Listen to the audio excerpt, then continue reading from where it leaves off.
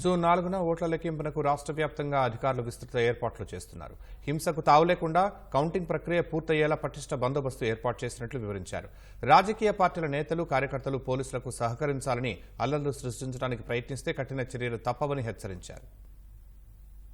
రాష్ట్రంలో ఇప్పటి వరకు ఎన్నికలను స్వేచ్ఛగా, న్యాయంగా, శాంతియుతంగా నిర్వహించడంలో కృషి చేస్తున్న ప్రతి ఒక్కరిని సీఈఓ ముఖేష్ కుమార్ మీనా ధన్యవాదాలు తెలిపారు. దేశవ్యాప్తంగా జరిగిన 7 విడతల సార్వత్రిక ఎన్నికల ప్రక్రియ ముగియడంతో అన్ని జిల్లాల ఎన్నికల అధికారులు, ఎస్పీలు, సిపిల కృషికి ప్రశంసలను తెలియజేస్తూ లేఖ రాశారు. ప్రస్తుతం ఓట్ల లెక్కింపు అనే క్లిష్టమైన దశకు ఎన్నికల ప్రక్రియ చేరుకున్న నేపథ్యంలో ఎంతో వ్యూహాత్మకంగా వ్యవహరించాలని స్పష్టం చేశారు. తీవ్రమైన పోటీ కారణంగా భావోద్వేగాలు అదుపు తప్పే అవకాశం ఉందని, ఓట్ల లెక్కింపునకు ముందు, లెక్కింపు రోజున, ఆ తర్వాత అత్యంత శ్రద్ధతో శాంతి భద్రతల పరిస్థితిని నిర్వహించాల్సిన ఆవశ్యకతను గుర్తు చేశారు.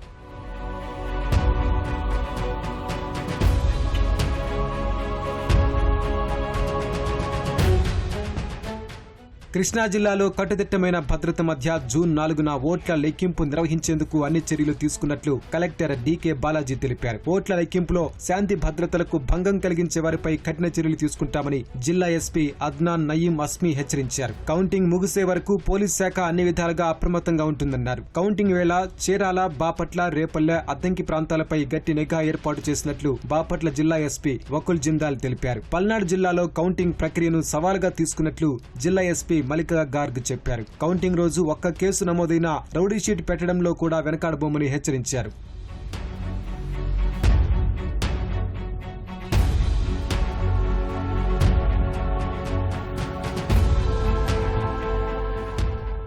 విశాఖ ఏయూ ఇంజనీరింగ్ కాలేజీలో కౌంటింగ్ ప్రక్రియకు అన్ని ఏర్పాట్లు పూర్తి చేసినట్లు జిల్లా కలెక్టర్ డాక్టర్ మల్లికార్జున చెప్పారు. మొత్తం 21 కౌంటింగ్ హాల్స్ ఏర్పాటు చేసినట్లు తెలిపారు. కోనసీమ జిల్లాలో ఎన్నికల ప్రక్రియ సజావుగా పూర్తయ్యే విధంగా రాజకీయ పార్టీలు, ప్రజలందరూ సహకరించాలని ఏలూరు రేంజ్ ఎన్నికల ఇన్ఛార్జ్ రవిప్రకాష్ విజ్ఞప్తి చేశారు. కౌంటింగ్ హాల్లో ఓట్ల లెక్కింపు సజావుగా, సౌకర్యవంతంగా జరిగేలా ఏర్పాట్లు పూర్తి చేసినట్లు వైఎస్ఆర్ జిల్లా కలెక్టర్ వి విజయ రామరాజు చెప్పారు. కడపలో జిల్లా ఎస్పీ సిద్ధార్థ కౌశల్ విస్తృత పర్యటన చేశారు. జూన్ 4న సార్వత్రిక ఎన్నికల కౌంటింగ్ నేపథ్యంలో బందోబస్తును పరిశీలించి పోలీసు అధికారులకు పలు సూచనలు చేశారు.